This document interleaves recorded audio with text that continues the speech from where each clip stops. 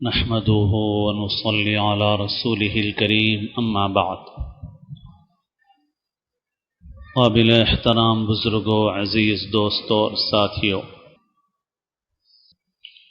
حدیث شریف میں ہے کہ رسول اللہ صلی اللہ علیہ وسلم نے ارشاد فرمایا کہ قیامت کے دن انسان سے 5 سوال کیے جائیں گے، ان میں سے 2 سوال مال کے تعلق سے ہوں گے۔ مال کہاں سے کمایا اور کہاں خرچ کیا۔ دنیا میں اللہ تعالیٰ نے انسان کو بہت سی نعمتیں دی ہیں، ان میں سے مال کی نعمت ہے، اور اللہ تعالیٰ نے اس سے فائدہ اٹھانے کو ہمارے لیے جائز رکھا ہے۔ اب سوال یہ ہے کہ انسان کہاں مال خرچ کرے اور کہاں خرچ نہ کرے۔ کیا انسان مال سے فائدہ نہ اٹھائے؟ کیا سارا مال خرچ کر دے؟ ایسا نہیں ہے۔ علماء نے 3 درجے بتائے ہیں جو جائز ہیں مال خرچ کرنے کے، اور 4تھا درجہ ناجائز ہے۔ ایک درجہ ہے ضرورت کا، انسان اپنی ضرورت کے اوپر خرچ کرے۔ دوسرا درجہ ہے راحت کا، انسان اپنے راحت اور آرام کے لیے خرچ کرے۔ تیسرا درجہ ہے زینت کا، کہ کسی درجے میں انسان خوبصورتی اور زینت اختیار کرے، اس کے لیے بھی خرچ کرنا جائز ہے۔ پھر ناجائز کون سا درجہ ہے؟ اپنے مال کو نام و نمود اور دکھاوے کے لیے خرچ کرنا، یہ 4تھا درجہ ہے جو ناجائز ہے۔ زینت کا درجہ اور نام و نمود، ان دونوں کی سرحدیں ایک دوسرے سے ملتی ہیں، یعنی خوبصورتی اور زینت اختیار کرنے کے لیے انسان جو خرچ کرتا ہے وہ ایک حد تک درست ہے۔ جب اس میں آدمی حد سے آگے بڑھتا ہے تو پھر انسان نمود، نمائش، دکھاوے کی سرحد میں داخل ہو جاتا ہے۔ باقی انسان اپنے مال سے فائدہ اٹھائے، یہ شریعت میں پسندیدہ ہے۔ رسول اللہ صلی اللہ علیہ وسلم نے ایک صحابی کو خستہ حال دیکھا تو آپ نے دریافت فرمایا کیا تمہارے پاس مال نہیں ہے؟ انہوں نے عرض کیا کہ اللہ کے رسول صلی اللہ علیہ وسلم، میرے پاس اللہ کا دیا ہوا کافی کچھ مال ہے۔ تو آپ نے فرمایا کہ پھر تم نے ایسی خستہ حالت کیوں بنا رکھی ہے؟ ان اللہ یحب ان یرا اثر نعمتہ علی عبدہ، اللہ تعالیٰ یہ پسند فرماتا ہے کہ اس کی نعمت کا اثر بندے کے اوپر نظر آئے، تو انسان اس کے لیے خرچ کرے، کوئی منع نہیں ہے۔ اب جیسے کپڑا ہے تو ضرورت تو انسان کی ٹاٹ سے بھی پوری ہو جاتی ہے کہ بدن چھپ جائے، سائن کا حرک کا کپڑا پہن لے تب بھی انسان کی ضرورت پوری ہو جاتی ہے۔ لیکن انسان اپنی ضرورت سے آگے کچھ راحت چاہتا ہے۔ مثلا کاٹن کا کپڑا اس لیے استعمال کرنا چاہتا ہے تاکہ گرمی نہ ہو، سرما کا موسم ہو یا سرد علاقہ ہو تو انسان اون کے کپڑے پہنتا ہے، اچھا سے اچھا اون استعمال کیا جاتا ہے، مہنگا سے مہنگا اون استعمال کیا جاتا ہے۔ اللہ نے اسے مال دیا ہے تو انسان اچھا اون خریدے، مہنگی شال خریدے، مہنگا سوٹر خریدے۔ گرمی کا موسم ہے، گرم علاقہ ہے تو انسان اچھا کاٹن خریدے، کوئی منع نہیں ہے، ناجائز نہیں ہے۔ پھر انسان کسی درجے میں زینت چاہتا ہے تو کپڑے اچھے ہوں دیکھنے میں، کوئی بری بات نہیں ہے۔ اللہ کے رسول صلی اللہ علیہ وسلم نے جب تکبر کی مذمت اور برائی بیان فرمائی، اور آپ نے فرمایا کہ لا يدخل الجنت من کان فی قلبہ مثقال ذرۃ من کبر، جس کے دل میں ذرے کے برابر تکبر ہو وہ جنت میں نہیں جائے گا۔ تو بعض صحابہ نے پوچھا کہ اللہ کے رسول صلی اللہ علیہ وسلم، ایک آدمی یہ چاہتا ہے کہ اس کے کپڑے اچھے ہوں، اس کا جوتا اچھا ہو، تو کیا یہ تکبر کی بات ہے؟ تو آپ نے فرمایا نہیں، یہ تو جمال ہے، اور اللہ تعالیٰ جمیل ہے، جمال کو پسند فرماتا ہے۔ ان اللہ جمیل یحب الجمال، لیکن ولیکن الکبر بطر الحق وغمط الناس، لیکن تکبر یہ ہے کہ انسان حق بات کا انکار کر دے، اکڑ، صحیح بات حق بات سامنے آئے پھر بھی اسے قبول نہ کرے اور لوگوں کو حقیر سمجھے، تو یہ ہے تکبر کی بات۔ تو آپ نے جمال کو پسند فرمایا، اللہ تعالیٰ جمال کو پسند فرماتے ہیں کہ انسان اچھا کپڑا پہنے، سواری صاف ستھری ہو، مکان صاف ستھرا ہو، کوئی منع نہیں، لیکن اب اس کے بعد آتا ہے چوتھا درجہ، وہ ہے نام و نمود اور نمائش کا، اپنی شان دکھانے کا، وہ حرام، وہ ناجائز ہے، وہ اسراف میں داخل ہے۔ اور یہ معاملہ کپڑے کو تو بطور مثال بیان کیا گیا ہے، باقی تمام چیزوں میں یہی معیار ہے۔ آدمی سب چیزوں میں دیکھ لے، سواری ہے، اللہ نے مال دیا، اچھی سواری لو، زیادہ آرام دہ سواری آئیے، آرام دہ سواری اختیار کرو تاکہ سفر میں تھکن کم ہو، راحت اور آرام حاصل ہو۔ حدیث شریف میں ان لوگوں کی فضیلت بیان کی گئی ہے جو نرم گدوں پر اللہ کا ذکر کرتے ہیں۔ تو آرام اللہ نے دیا ہے، کار میں بیٹھے ہوئے ہیں، اللہ کا ذکر کر رہے ہیں، اللہ کو یاد کر رہے ہیں، تو کیا اللہ کے پاس کوئی ناپسندیدہ بات نہیں بلکہ پسندیدہ بات ہے کہ ایک آدمی نعمتوں میں بھی اللہ کو یاد رکھے ہوئے۔ تو بھائی آپ نے کار لی اور اچھی کار لیجیے، اللہ نے اگر آپ کو مال دیا ہے کوئی منع نہیں ہے آپ کے لیے، لیکن ایک درجہ آتا ہے جہاں آدمی معتبری کرنا چاہتا ہے،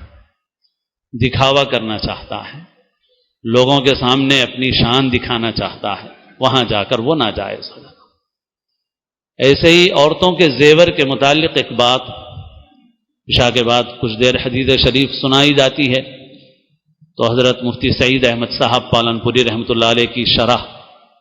جو ترمذی کی ہے وہ زیر نظر رہتی ہے، تھوڑا بہت دیکھ لیا جاتا ہے۔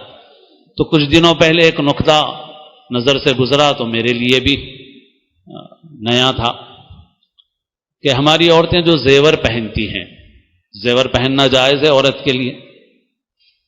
تو زینت اختیار کرنے کے لیے زیور پہننا جائز ہے۔ اللہ نے دیا ہے، اچھا نیکلس خریدو، اچھے زیور خریدو اور زینت اور خوبصورتی کے لیے پہنو، اور زینت اور خوبصورتی اپنے گھر کے لوگوں کو دکھانے کے لیے ہے، خاص طور پر شوہر کے لیے ہے، نامحرموں کے لیے نہیں ہے۔ بہرحال عورت جائز حدود میں اچھا زیور پہنتی ہے، جائز ہے، مگر یہ نقطہ وہیں پر مجھے ملا کہ جو زیور عورت شان دکھانے کے لیے پہنے گی، معتبری کے لیے پہنے گی، دوسروں کے سامنے اپنی بڑائی دکھانے کے لیے پہنے گی، دوسروں کو گرانے کے لیے پہنے گی، وہ ناجائز۔ تو میں بھی چونکا اس کو پڑھ کر کے، کیونکہ آج کل ہمارے معاشرے میں یہ بیماری ہمارے معاشرے میں عام ہے بہت، اور ہماری عورتوں کو تربیت کی ضرورت ہے، ہم لوگوں کو بھی ضرورت ہے۔ کچھ بیماریاں عورتوں میں کچھ زیادہ ہیں، لیکن مرد بھی ان بیماریوں سے خالی نہیں ہیں پوری طرح سے، ان کے انداز دوسرے ہیں، ان کے طریقے دوسرے ہیں، یا وہ خود بھی اپنی بیویوں کو اس لیے پہناتے ہیں تاکہ دوسروں کے سامنے اپنی بڑائی جتائی جائے۔ آج ہم اپنی تقریبات کا، اپنے معاشرے کا جائزہ لیں تو ہم کو نظر آتا ہے کہ جذبات کیا ہیں، ہم خود اس کا جائزہ لے سکتے ہیں۔ ہماری عورتیں کن جذبات سے پہنتی ہیں زیور کو۔ تو بہرحال یہی معاملہ ہر چیز میں، مکان آدمی کے پاس اچھا ہو، کشادہ ہو، بری چیز نہیں ہے، بلکہ ہر روز وضو کے اندر دعا ہے، اللہم اغفر لی ذنبی ووسع لی فی داری وبارک لی فی رزقی۔ وضو کے درمیان کی مسنون دعا ہے، اے اللہ میرے گناہ کو بخش دیجئے، میرے گھر میں وسعت عطا فرمائیے، وسیع اور کشادہ گھر عطا فرمائیے، اور میرے رزق میں برکت دیجیے۔ گھر وسیع اور کشادہ ہوگا، مہمان بھی آئیں گے، روزی میں برکت ہوگی تو مہمانوں کو کھلائے گا پلائے گا آدمی۔ جس کو اللہ نے مال دیا وہ اچھا مکان خریدے، بلکہ میں تو اکثر اپنے دوستوں سے جن کو اللہ نے گنجائش دی ہے ان سے یہ کہتا ہوں کہ بھئی یہ فلیٹوں کی زندگی تو کھڑاڑوں کی زندگی ہے، مرغی کے۔ گھر تو وہ ہے جہاں زمین ہو انسان کے پاس، یہاں نہ زمین ہے نہ آسمان ہے۔ ہمارے بچے بالخصوص ہماری بچیاں وٹامن ڈی کی کمی کا شکار ہیں، بیماریوں سے دوچار ہیں۔ پھر گھر کا جو لطف ہے وہ بھی پوری طرح سے حاصل نہیں ہے۔ گھر کا لطف تو پوری طرح انسان کو اس وقت ملتا ہے جب زمین پہ گھر ہو، کچھ تھوڑا بہت صحن اور آنگن ہو۔ آپ دیکھیے پہلے کی زندگی میں اور ہماری زندگی میں کتنا فرق آ گیا۔ ہمارے بچپن میں کیسے تھے گھر، اب کیسے ہیں گھر؟ تو گھر تو اب ایسے ہو گئے۔ تو بہرحال آدمی کو اللہ نے دیا ہے، آدمی اچھا گھر بنائے، وسیع بنائے، کشادہ بنائے۔ چھوٹے چھوٹے فلوروں پر رہنے کے بجائے آدمی کشادہ گھر خریدے، صحن ہو، آنگن ہو، راحت اور آرام سے فائدہ اٹھائے، اپنی اور اپنے گھر والوں کی صحت کا بھی فائدہ اٹھائے، تو بہت اچھی بات ہے، اللہ کے نزدیک کوئی ناپسندیدہ بات نہیں۔ لیکن جب آدمی نام و نمود میں جاتا ہے، پی او پی کرا رہے ہیں، لاکھوں روپے خرچ کر رہے ہیں، بے عقلی کے ساتھ ایسا چکنا پتھر بچھا رہے ہیں جو خود اپنے لیے پھسلنے کا ذریعہ ہے۔ بعض اوقات انسان شریعت کے احکام کی خلاف ورزی کے ساتھ ایسے کام کرتا ہے جو عقل اور شعور کے بھی خلاف ہیں۔ گھر ایسا بناؤ ایک مستقل موضوع ہے جس پر بعض وقت عرض کر چکا ہوں کہ بھائی گھر میں ایک آدھ بیت الخلاء ایسا ہو کہ جو باہر سے آنے والے نامحرم مہمان کے لیے بھی قابل استعمال ہو۔ فلیٹ میں بھی ایسا نقشہ بن سکتا ہے جو بڑے فلیٹ ہیں، لیکن نہ بنانے والوں کی ذہنیت ہے اور نہ گھر والوں کی کوئی ذہنیت ہے۔ اب اگر کوئی مہمان آ جائے اور اسے استنجا کا تقاضا ہو جائے تو یا تو یہ کہ اندر کے حصے میں جانا پڑے گا، عورتوں کو تکلیف ہو، یا پھر یہ ہے کہ وہ بیچارہ اپنی ضرورت روکے گا، کہیں اور جائے گا، کہیں اور پوری کرے گا۔ حالانکہ کشادہ ہے اتنا کہ اگر پلان میں نقشے میں تھوڑی سی رعایت رکھی جاتی، ہم نے تو اپنے بعض زیر انتظام مدرسوں میں اساتذہ کے لیے 800-900 اسکوائر فٹ کے جو چھوٹے سے فلیٹ بنائے ہیں، اس کے اندر بھی ہم لوگوں نے اس کی رعایت، میں نے خود آرکیٹیکٹ حضرات کے ساتھ بیٹھ کر کے کہا کہ اس طرح ہونا ہے مجھے۔ تو جب 800-900 اسکوائر فٹ کے مکان میں ہم اس طرح کی ترتیب بنا سکتے ہیں کوشش کر کے، تو 2000 اسکوائر فٹ کا مکان ہے مگر ان سہولتوں کا لحاظ ہی نہیں ہے۔ جہاں مجبوری ہو وہاں پر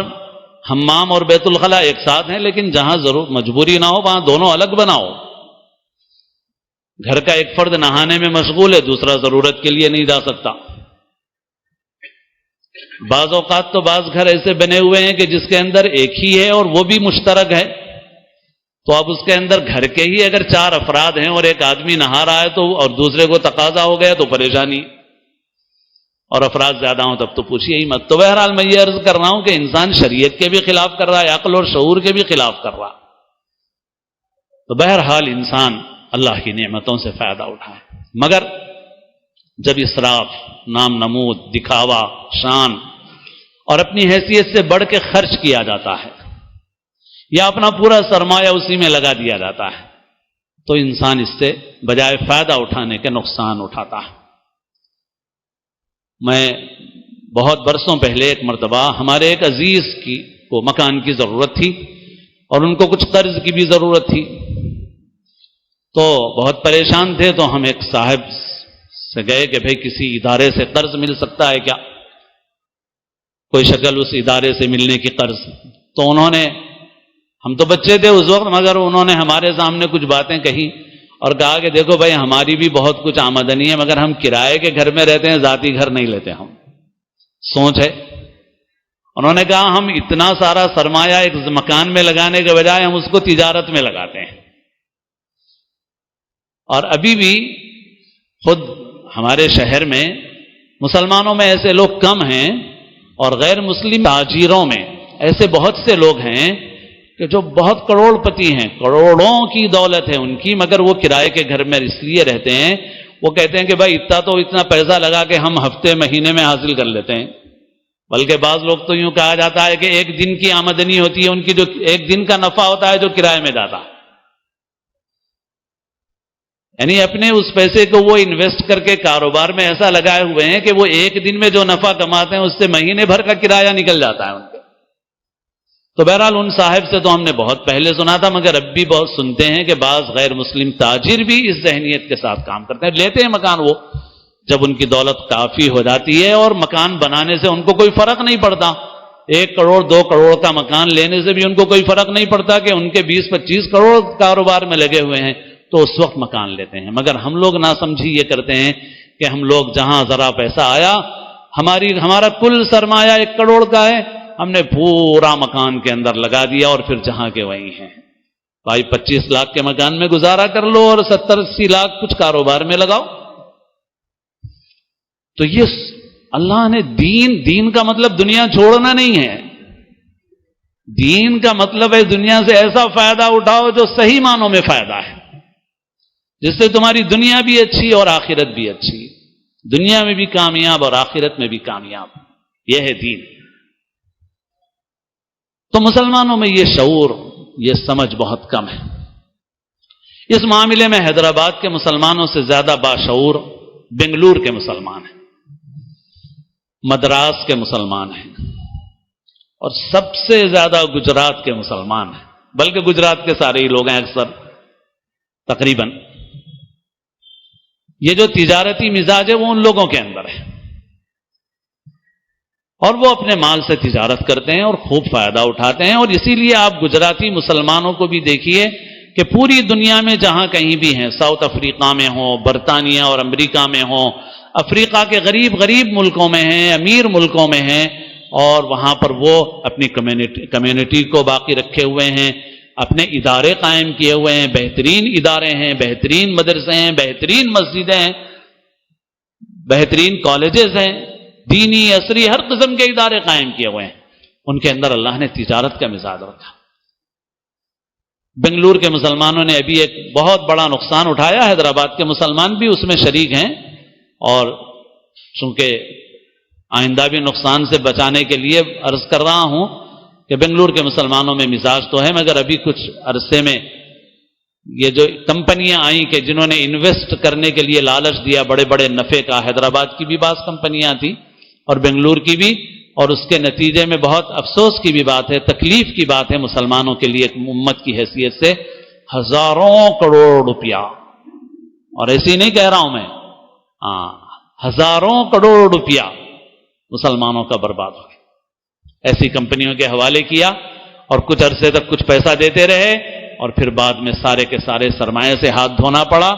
آپ ایک ایک فرد کو دیکھتے ہیں تو اس کا نقصان کسی کا 10 لاکھ کا، کسی کا 50 لاکھ کا، کسی کا کچھ کم، کسی کا زیادہ، مگر جو اصل فیگر ہیں کہ ان کمپنیوں نے کتنا جمع کیا، تو جاننے والے کہہ رہے ہیں کہ ایک ایک کمپنی ایسی ہے کہ جو 500 کروڑ سے 1000 کروڑ تک اس نے ڈبایا، اور وہ کس کو جاتا ہے؟ وہ مافیا کو جاتا ہے، لیڈروں کو جاتا ہے، سیاسی لوگوں کو جاتا ہے، سرکاری عہدیداروں کو رشوت میں جاتا ہے، اور اس طرح وہ آدمی بچ کے نکل جاتا ہے اور امت کا سرمایہ برباد ہو جاتا ہے۔ تو بہرحال ایسی ناسمجھی کی حرکتیں نہ کریں، اور اللہ نے جن کو مال دیا ہے وہ اچھی نیت سے تجارت بھی کریں اور اپنا کچھ مال نکالیں۔ زکوٰۃ کے علاوہ کچھ مال ہر وقت اللہ کے راستے میں خرچ کرنے کے لیے نکالنا چاہیے۔ حضرت مفتی محمد شفیع صاحب رحمۃ اللہ علیہ کا معمول مولانا تقی عثمانی صاحب نے نقل کیا ہے، اور بہت سے اللہ کے نیک بندوں کا، بزرگوں کا ہمارے یہ معمول ہے اسی قسم کا، کم و بیش کچھ بھی ہو۔ مفتی شفیع صاحب کا معمول یہ تھا کہ جو آمدنی ہدیے اور تحفے سے آتی اس کا 10% نکال دیتے، 10,000 روپے آتے تو 1,000 روپیہ نکالتے اور الگ لفافے میں رکھ دیتے، یہ اللہ کے راستے میں خرچ کرنے کا ہے۔ اور جو تنخواہ سے پیسے آتے تو اس کا 5% نکالتے، یعنی 1000 روپے میں سے 50 روپے، 10,000 میں سے 500 روپے نکالتے اور اس کو الگ کر کے ایک لفافے میں رکھتے اور اللہ کے راستے میں خرچ کرتے۔ اگر پورے مسلمان اس پر عمل کریں گے، بوہرے عمل کرتے ہیں، خوجے عمل کرتے ہیں، قادیانی عمل کرتے ہیں، اس سے کہیں زیادہ پرسنٹیج اپنے مذہبی پیشواؤں کو دیتے ہیں۔ ہم اپنی اپنی جگہ پہ نکال لیں، ہم 1 کروڑ کی کمائی کر رہے ہیں اور ہم نے 5 لاکھ نکال دیا تو کون سی بڑی بات ہے، اس میں کوئی فرق ہم کو نہیں پڑتا، اور ہم پھر اس کو ہم اچھے مصارف میں استعمال کریں اور اس سے تجارت بھی کریں، لوگوں کو تجارت کے اوپر لگائیں، تو بہرحال اللہ کی یہ نعمت ہے، اس نعمت کا صحیح استعمال اور اس کے سلسلے میں عقل و شعور بالخصوص موجودہ حالات میں اس ملک کے مسلمانوں کے لیے بہت ضروری ہے، بہت ضروری ہے، بہت ضروری ہے کہ اللہ کی نافرمانی سے بھی بچیں اور پھر عقل سے کام لیتے ہوئے اپنی ضروریات پوری کریں۔ حالات بہت متقاضی ہیں اس کے کہ آپ اپنے وقت کو، اپنے پیسے کو صحیح طریقے سے استعمال کریں۔ اللہ تعالیٰ مجھے بھی توفیق نصیب فرمائے، آپ کو بھی۔ اللہ تعالیٰ ہم سب کو اسلام کی زندگی اور اپنے اپنے وقت پر حسن خاتمہ نصیب